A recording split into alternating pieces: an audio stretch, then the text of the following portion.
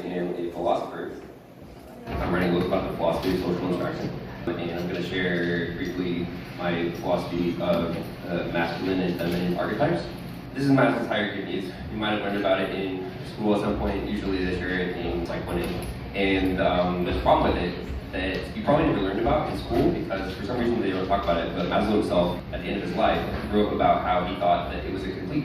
And I originally made this observation before I knew about that. So I have a slightly different take than what Maslow wrote, but it's in line with what he wrote. And that is that it's not a hierarchy, it's a spectrum. You have at the bottom, you have self-actualization, physical versus existential. And the observation that I made and that Maslow made is that it's not a hierarchy in the sense that there's only one direction. There's actually two directions. It's a spectrum. There's two opposite directions. And the reason for that is because this Maslow's hierarchy needs for survival, which is implied and not often stated, then you need to take into account the reasons why people might voluntarily die, not just die from exposure. And people voluntarily die all the time. People go to war. It's really easy to imagine a situation in which you might live a long and healthy life, but not want to live anymore. So, I don't know, like, to take some examples, I think most people would probably give their life for their loved ones to preserve their culture and way of life. Maybe to arbitrarily save the lost of children from dying. Or imagine you were enslaved or something, where you were living in a lot of pain. It's really easy to imagine a situation where you might not want to keep living.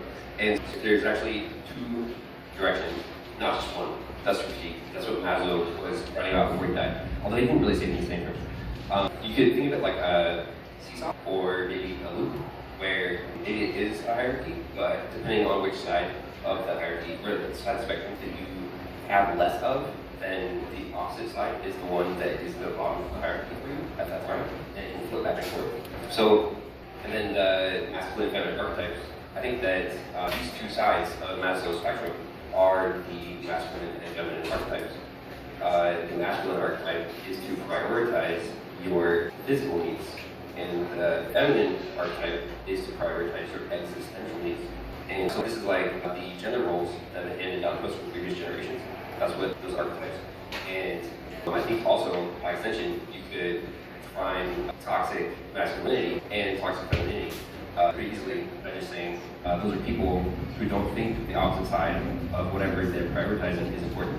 So toxic masculinity would be people who think that their existential needs are not important. And likewise, toxic femininity would be people who think that their physical needs are not important. And that's all. Thank you, Bart.